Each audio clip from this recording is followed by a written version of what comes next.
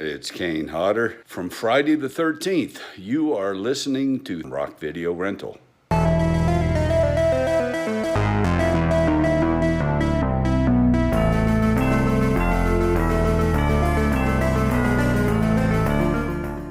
Hey, what's up, everybody? Welcome to Rock Video Rental. I am Brandon, and with me, as always, is Caleb.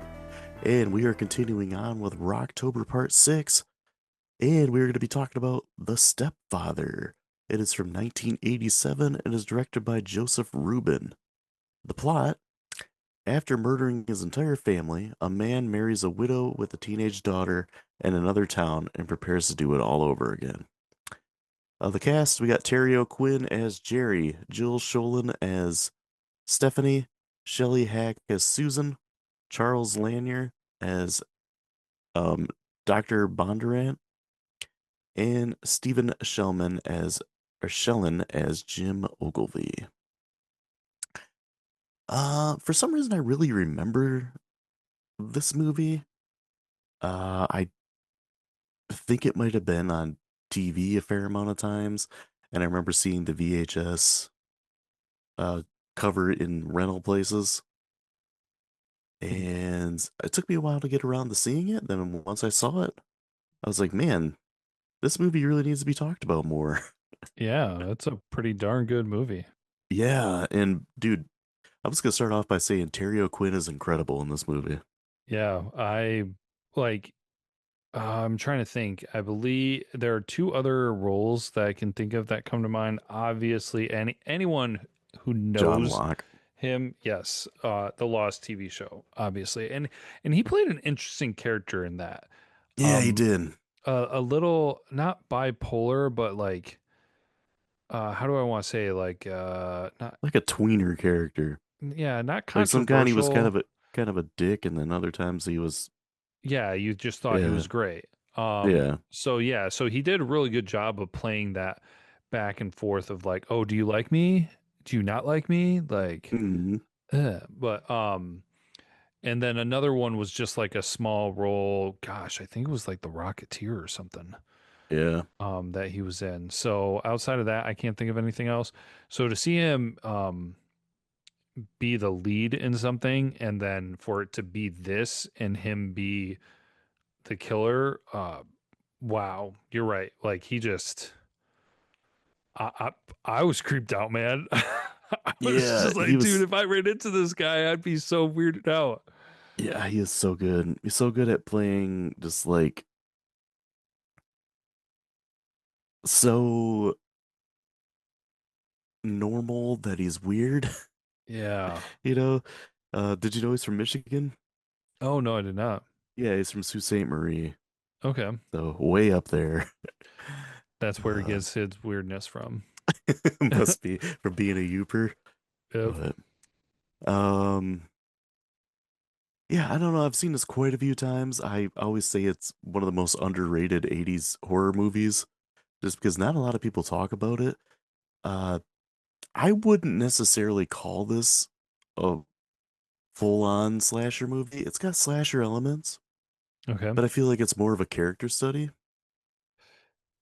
at times, where it's Yeah. like we see this character, we know that he's nuts because in the opening scene, like they show him standing there naked in a bathroom, covered in blood, and he washes himself up, cuts his beard, like cuts his hair, puts on a suit, and walks out. And when he walks out, they show him like pass by the living room, and there's just slaughtered bodies everywhere.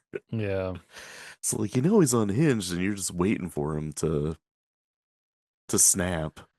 Yeah. So, do you want me to potentially poke a hole in this movie for you? Yeah.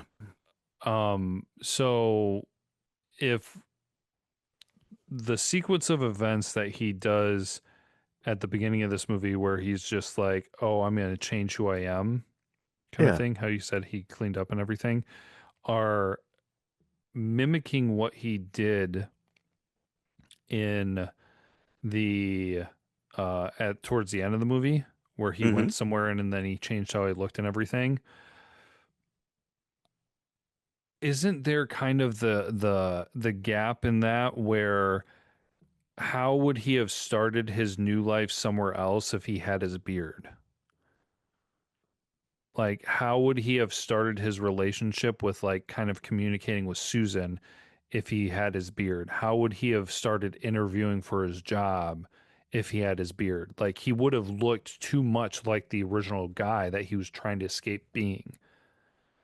Yeah, that's Does that true. make sense? So, like, the only way I that it would, almost wonder if like he didn't look for the new job and everything until after all that happened.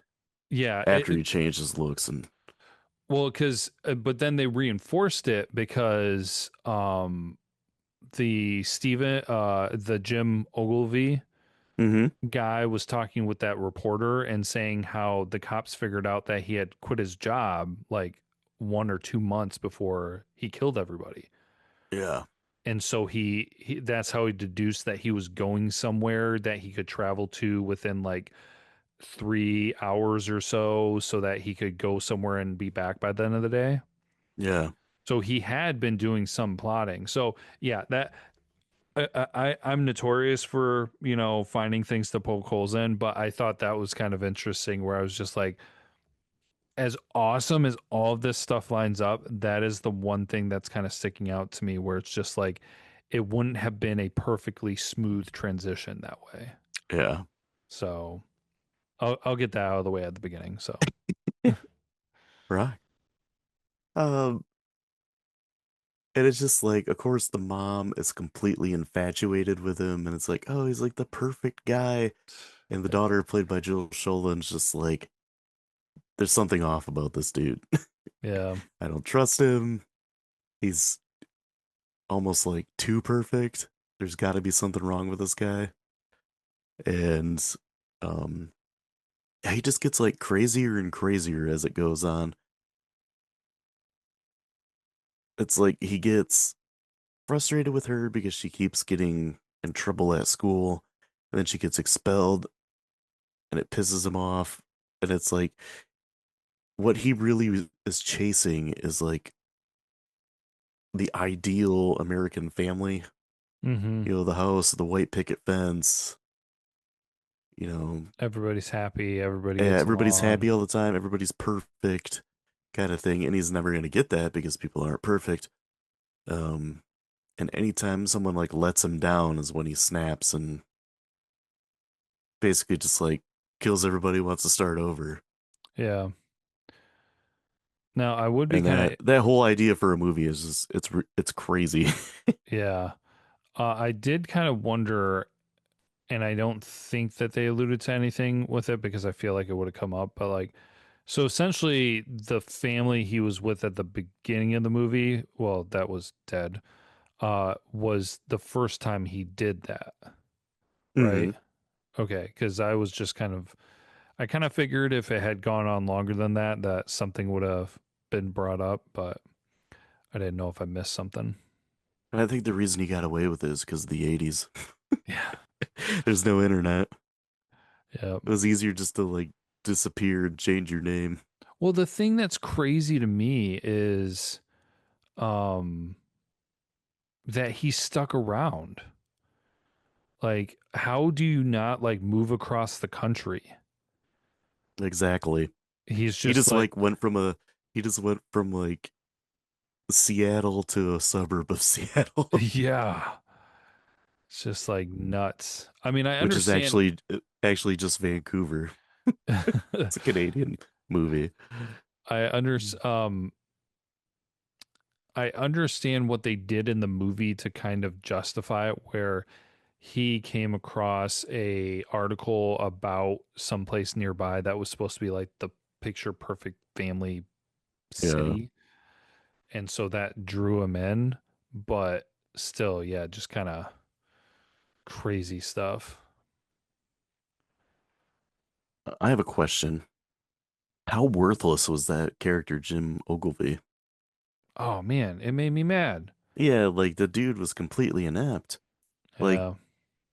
he's trying to track him down. He's asking people, have you seen this guy? Like, and everything. And he's trying to to find Jerry, and Obsesses over it for a year. yeah, and then it's like you finally tracked him down, found him, and confronted him, and we'll get to that part a little bit later. But it was such a, like a build up for nothing. Um, that's what I thought the first time I saw this even.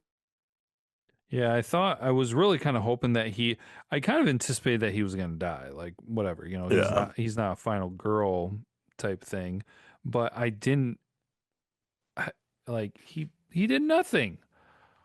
Like yeah, are we just going to talk about it?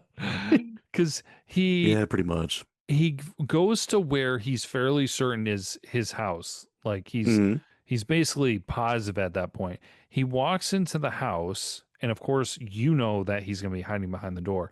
But walks in, does not have his gun drawn, Yeah, and then or even like his hand on the gun. yeah, and then he turns around because Jerry's behind him, and Jerry's like, "Oh, it's you, Jim."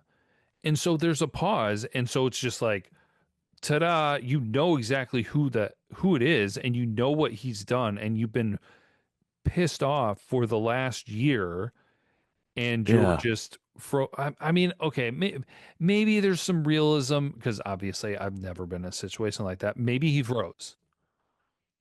yeah, But man, you dude, if if I'm going into a house where I think a guy who murdered my sister and her family, I'm going to have a gun pulled. Also, I probably would have had somebody call the cops before I headed over there. yeah, exactly. So, Like, yeah, this is this guy. This is what he's done. This is who he is now.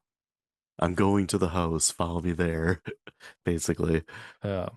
Yeah, no, like at least, yeah, like you said, have the gun drawn and be like aware, Mm-hmm. alert, and like ready to go. No, he just kind of walks in like, where he's like, "Oh, hi, Jim." Oh, hi. And then I think it's funny too, like when he kills him, and he's like, "Next time, call before you drop by." It's like, oh, it's a one-liner. Uh, so the final girl in this is played by Jill Schoelen, who was quietly like a scream queen of the late 80s and early 90s because she was in a movie we did last time in Popcorn. Mm-hmm. She was the final girl in that. She's the final girl in this, and then she's the final girl in a movie we're doing later this month in Cutting Class. But I just had my notes like I just said Jill Schoelen, never the best actor, but she's just so likable. And I don't know if it's like she's not that great of an actress or it's just like her voice. She's got like this soft kind of, I don't even know how to explain it, monotone at times. She's It's not very good at showing emotions. yeah, she has a weird range. Yeah. It's almost kind of like a little bit of a bipolar Yeah. where she's like everything's fine, happy, okay, but not like a lot of enthusiasm or oh my gosh, it's the end of the world, I'm screaming my head off. Right. Yeah. I could see that. And also broke off an engagement with Brad Pitt for the director of a movie she was in. But yeah, we talked about Yeah. that once before, so go listen to the Popcorn episode if you want to hear that story. Kind of a famous one. But yeah, just something about her like she's likable and she has a decent amount of charisma and she's good looking, but she's just not the greatest actress. Um She's very girl next doorish. yeah, Like that's true. Yeah, not very much. not like gosh, what was it? There was a movie that came out that was called that, The Girl Next Door, and it was Yeah. like a cheerleader type girl. Like I'm talking like um shoot, Your it's kind of like average everyday girl, but she's kind of attractive. yeah, what oh my gosh, I'm blanking on it. It's a movie that we reviewed not long ago. probably the 80s, where the guy kept trying to go for a specific girl and then he wound up going back to his best friend. Oh, Some Um, Kind of Wonderful. Thank you. Yeah, Yeah, kind of like that, where it's just like, I mean, um, Some Kind of Wonderful, that girl was more of a tomboy, but it's just like she brings in more like not main girl vibes, I guess I would say. yeah, Like like when you see a lot of it, especially in like more recent slashers, like the last girl is like a hot cheerleader or some weird thing like that. Like they over sexualize her or something yeah. sometimes. Where in Where the 80s it was more like bookish yeah. and good girl, like Laurie Strode Yeah. and Halloween. Yeah. Yep. Yeah. And she kind of fell right into that, like the girl next door. One thing the only negative I really had about this movie is that the music was kind of crappy. Yeah. It was a little corny. It was very much a product of its time. But yeah, the whole Jim comes in and does nothing. I was just like, great job, bro. Uh, and then the whole scene, at the end, that whole final scene is really good and it's pretty tense. I find it funny that we're like an hour and 25 minutes in the movie and then Jill Schoelen decides to take a shower. It's like, okay, all of a sudden our main girl is naked. Yeah. Like, okay. Well, I had down that I thought it was crazy. I don't know exactly how long the entire movie was, but so much happened in the last 17 minutes of the movie. Like, not Yeah. essentially, like, you had everything happen at the beginning, and then you had him, um, I wouldn't call it accidentally, but he has that incident with the doctor and he takes him out, Yeah. which was really good. But then it's pretty, it's not boring and dull and nothing happening, but like you just don't get the slasher type feeling until the very end, and so much happens in the last 17 minutes, and it's all kind of it, the domino effect from the wife calling the office and he wasn't there. Yeah. But then he covered it so well. I was like, holy smokes, I didn't even think about that. And he's just like straight up narcissist gaslighting her. Yeah. And then he messes it up by saying the wrong name. Yeah. And then he drops that awesome line, Yeah. She's like, what? Because he said something, I can't remember the name, but the wrong he's like, last how name. hard is it? Humphreys or something like that. Or Hoskins, I think is what he said. Or Haskins or something like that. She's like, what? And he's like, wait a minute. Who am I here? And then she says, Jerry. Yeah. And then he like smacks her over the head with the phone and then starts beating the crap out of her. Yeah, And that then he was goes after Stephanie after that, hmm which well, leads to him getting stabbed in the chest and falling down the stairs. which is funny though, because he beats up the mom, she tumbles down the stairs. Hmm. He's upstairs and they never really show it, but he probably killed the dog. Oh wait, no. The dog ran to the girl when she came in. That's right. Yeah, yep, So he's in the kitchen. Stephanie comes home. She goes upstairs. So Jerry took long enough to let her go upstairs and get undressed and go into the bathroom. yeah. Like he didn't immediately follow her upstairs and try to take her out. He apparently like waited a while so that she could get undressed and go in the bathroom. I assumed during that time he was trying to put the mom somewhere so she wouldn't find her before he could get to Stephanie. Oh, well, she was in the basement already. Yeah, that's true. I don't know, that's kind of the way I saw it. It's like, That could work. yeah, something like that. Trying to like methodically do it. But you know what But doesn't make sense and really doesn't work is when she's able to escape the bathroom that she decides not to run down the stairs she's a little dense. just because there's a dead body at the bottom of the stairs.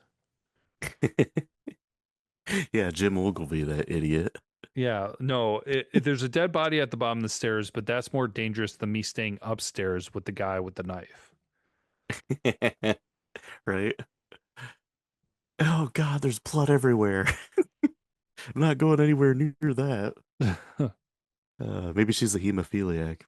Maybe. Oh gosh, afraid of blood. I don't know. A hemophiliac is someone who bleeds and bleeds and bleeds and bleeds and it never clots. Oh, yeah.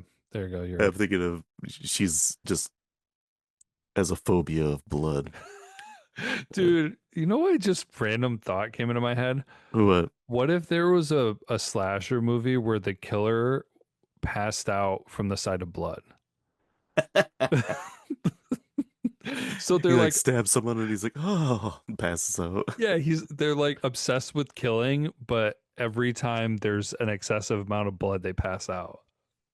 Or they're just like super crazy and have to like, what if they're like germaphobes? Yeah, He's like a germaphobe where he has to like frantically clean everything. So he's like monk, but that as a makes serial killer. that makes me think that would probably be a little like Dexter Yeah, because probably. he was so methodical. Yeah. Uh, yeah, just passes out at the sight of blood. That's great. Uh, yeah, man, I think that's pretty much all I've got. Just Terry Quinn was so incredible in this movie. Like he totally carries the movie. Well, yeah, as we were saying, Jerry's character was, I mean, it's called the Stepfather, and so it's pivotal to the entirety of the movie. And if he didn't execute it as well as he did, this movie would have been vastly different. Because Hmm. even though I said it wasn't slow and didn't really lull in places, yeah, some places were not as exciting as others, but everything kind of built on top of each other to go to the end of the movie, the climax of the movie, and they did a really good job of editing it and putting it together. But the thing that kept working so well was his character and seeing those times where it's just like, oh, okay, is he gonna break? Is he gonna like is he gonna lose himself? Like, is he going to like I almost thought it was kind of like a split personality thing a little bit. And so that's kind of what you kept watching for and waiting to see what might happen. And I honestly think that when he killed that the doctor at the house that he was showing, that Yeah, kind of showed that where the doctor wasn't knowingly pushing him to try to break character, but it's almost like anyone at any point in time, if they said the wrong things, could yeah. have caused him to snap. Hmm. So yeah, they did a really good job with that. So yeah, it all centered around um, Jerry and the stepfather characters. So that was the cornerstone of that of the movie. Yeah. So kills. Usually we get into kills. I kind of talked about how this movie isn't really like your stereotypical slasher because there's not a really big body count. Mm-hmm. Within the first 5 minutes, though, we see his entire family is killed. So that's the mom, the son, and the two daughters are all just kind of seen. The body is seen, so we don't see the killing. And then we don't get another one until 45 minutes into the movie where the doctor gets beaten down with a 2x4 multiple times. Yeah. And then we got good old worthless Jim Ogilvy gets stabbed in the stomach twice. Dude that has a gun gets killed by a guy with a knife. Uh, way to go, Jimbo. So I got some trivia and facts. You want me to get into that? One quick question before you get into that. Do you think that first family was his legit wife and kids, or do you think that he was a stepfather in that relationship too. I get the feeling that he did this numerous times. I don't know if that was even like his first family he did that with. Okay. But yeah, I think he was probably the um Stepfather. yeah, the stepfather to it. I kind of just got the feeling because of how easy it was for him to just drop everything and move on Yeah. and like come up with a new identity Hmm. and get a new job and yeah, just who to search for and And just the manipulation and the gaslighting and everything. and I don't think that he would have been able to, because how old was the oldest one? Wasn't it like an older daughter in the first family it looked like, and she was like a teen? And Yeah, so I don't think that he would have been able to hold himself together for for 13 some odd years if he had been married and those were his actual kids. right, And honestly, who knows if he would actually be able to kill his own kids if he had his own kids. right. Yeah. So, That's why interesting I perspective. yeah, that's why I don't think it was like his first time doing all that. Yeah. But so trivia and facts. The screenwriter, Donald E. Westlake, based his character of Stephanie on his real life teenage stepdaughter, who was having a difficulty getting along with at the time as well. Hmm. Did he try buying her a puppy? He probably should have, shouldn't he? Yeah. And just don't freak out on the boyfriend. So it's loosely based on the story of John List, the New Jersey man who killed his family in 1971 and was on the run until 1989 when his profile on a television show America's Most Wanted resulted in his capture. The episode is John List slash John Riccardi from 1989. I heard about that. Um, that he was actually watching that episode, Okay. and he was sitting there with his new wife, and they were watching it, and she recognized him, but she played off like she didn't. And then, yeah, that's how he got captured because she called the cops on him. Oh my gosh, dude, how creepy would that be? Right? Oh Yeah, my so I gosh. mean, obviously that's a crazy story, so that's why it was made into a movie. Yeah. Oh dang. Uh, so Jill Schoelen did almost all of her own stunts for the climax. Hmm. Joseph Rubin was initially reluctant to direct this movie because he didn't want to make another run-of-the-mill slasher movie. Oh, He was later talked into it once he got more of the script and everything. So, yeah. rock. The first draft of the screenplay featured flashbacks, which helped explain Jerry Blake's abused childhood that was instrumental in his becoming a killer. I'm glad they didn't do that. Yeah, me too. I kind of like that, just like he's crazy. Yeah. We Well, don't need I an explanation. honestly, the tiny little bit that the psychiatrist like touched on it Hmm. when he started poking about the family, like it Yeah. that was enough for me. I was just like, okay, dude had a really messed up childhood, got obsessed with family, and now is just killing people. Yeah. Yeah, I totally agree. So Entertainment Weekly ranked this movie as the 22nd scariest movie of all time. Oh, interesting. Yeah. So the director originally wanted Jerry Blake to whistle the Barbra Streisand song "The Way We Were," but the rights to the song proved to be too expensive. So that's why he whistles Camptown Races, because it's a free song.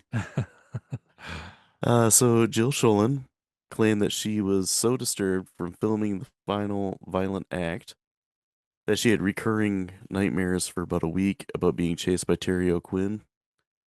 These nightmares occurred as a reenactment of the scene that she was filming at the time. Oh man. And the last thing I got, I could not find a budget for this movie. Oh my gosh. I know it wasn't very much, and it made 2.4 million in the box office. Rock. And I've seen this movie plenty of times, but this time I watched it the Joe Bob's Last Drive-In episode for this, Okay. and he made a good point about this movie is that this movie pretty much got um Lifetime made for TV movies Okay. going because like all the Lifetime movies are like, oh, the woman meets this guy and he's not what he seems. Then he tries to kill her, or he like starts beating her or something like that. And I guess the woman who played Shelley Hack, that played the mom in this, would go on to act in quite a few of those movies. Oh, that's funny. Yeah. And I also this was like Terry Quinn's Terry O'Quinn's only starring role in a movie. Oh, And he was offered a lot of like similar movies after this because he was so good in it. And he didn't want to be typecasted as playing just like a psycho. yeah. And it's too So bad that he he never. made the choice not to take any more roles like that.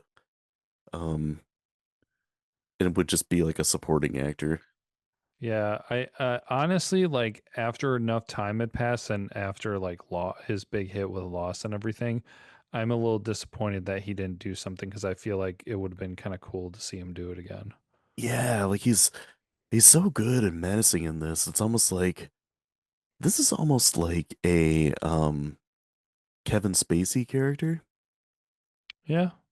How he's crazy, but he's also smart enough to pull it off and has an answer for everything. Mm-hmm. Or almost like Heisenberg at times, Oh gosh, yeah. where he's like, Say my name. yeah, he's like basically like that, but he's also like, oh man, I didn't tie this end up, but I'm also gonna gaslight you into thinking you're wrong Yeah. in thinking that, yeah. And that was a very much like a Heisenberg moment. And I'm like, in an alternate universe, could Terry O'Quinn play Heisenberg and do a good job? Oh man, yeah. I mean, it's hard to have anybody but Bryan Cranston in that, but Mm-hmm. yeah, in an alternate universe, maybe. But that's all I got for trivia and facts. Grades. IMDb, Rotten Tomatoes, what are they? 5.7. 6.7. Oh snap. Way well, one whole point off. Critic 60%. 89. Holy smokes, that's been a while since we've had. That's the highest one of this month so far. Yeah. Audience 85. 65. Oh wow, big drop. And I think maybe it's just because it's kind of slower paced. How dare they? Um, I will let you go first. Man, I found myself landing on a 4.5 for this. I mean, it could be pretty close to a 5. I don't know. Um, I just, I think I'm comfortable with a 4.5. Um, because I think thing that really just wants to push me over the top to make it a 5 is mostly Terry O'Quinn's character Hmm. and how well he basically commands this movie. And because there are different things. I mean, as we mentioned, I mean nothing horrible and against her, but Jill did not have the strongest acting performance. There were some things that could have had a little bit more improvement. Nothing really drastic or anything. I mean, they could have maybe tried to do a little something more with Jim, Hmm. but um, so yeah, 4.5. I mean, I don't know the horror slasher genre as much as you do. I am honestly surprised that this one isn't more commonly known. Because I saw it on the list and I looked at it and I was just like, what on earth is this? But it is a really solid movie. So yeah, landed at 4.5. Rock. Yeah, it's definitely one that flies under the radar. I always say that this is like the most underrated, overlooked 80s horror movie. especially like even 80s slasher. There were two sequels to this movie. Oh, okay. Terry O'Quinn did come back for the second one. It's called The Stepfather 2 Make Room for Daddy. And it's pretty much the kind of the same stuff as this one. Um, it's got Jonathan Brandis in it. He was the boy that Rodney Dangerfield made dress like a girl and play soccer and Ah, Ladybugs. yeah. uh, but yeah, that one's pretty decent. And then the third one does not have Terry O'Quinn in it. I have not seen that one. So it's kind of on my list. I just haven't got to it. They also did a remake in the mid 2000s. It's got Penn Badgley from You in it. Okay. Yeah, he plays like so they didn't have a daughter this time. They had a stepson. And then like the dad moves in and like the guy who played the stepfather did a pretty decent job. It's just I mean, no one's gonna do a better job than Terry O'Quinn. But yeah, definitely overlooked, needs to be seen by more people. Um one of the best acting jobs in a horror movie, and especially from a guy who never really had leading roles after this. It just blows my mind, like how good he was and how it's kind of overlooked and how his career really didn't like go crazy Mm-hmm. because I felt like he could have done a lot more. I am given a 5 out of 5. I really like this movie. You know, I like Jill Schoelen. I know she's not the greatest actress, but there's just something about her that like I enjoy watching her. Even though like sometimes she'll say something and I'm like, that was a little clunky. But she's just like, I guess, charismatic enough, a little understated, I guess. But yeah, I don't know. It's a movie that I really enjoy. So going from a critically acclaimed movie with really solid acting in it to going to another one that's kind of more of a joke, lower quality, and it is directed by um a guy who directed one of our favorite awesomely bad movies, which is Deadly Prey. We're going to be watching Aerobicide, aka Killer Workout, is directed by David A. Pryor. So I'm looking forward to that. I have not watched that movie in quite a while. Um, there's a really similar one called Death Spa that I watched not too long ago. It was on Joe Bob's Last Drive-In, so those would make a really good like double feature. Uh, yeah, it should be a good time. Um, if you like the show, follow us on social media. You can subscribe and share. We're on pretty much every single platform. We've got YouTube. There's going to be a bunch of stuff on there. Uh, TikTok and Facebook and all that kind of stuff. So just search for us. We're Rock Video Rental. And come by next time. We're going to be talking about Aerobicide, aka Killer Workout. And until then, as always, be kind and rewind.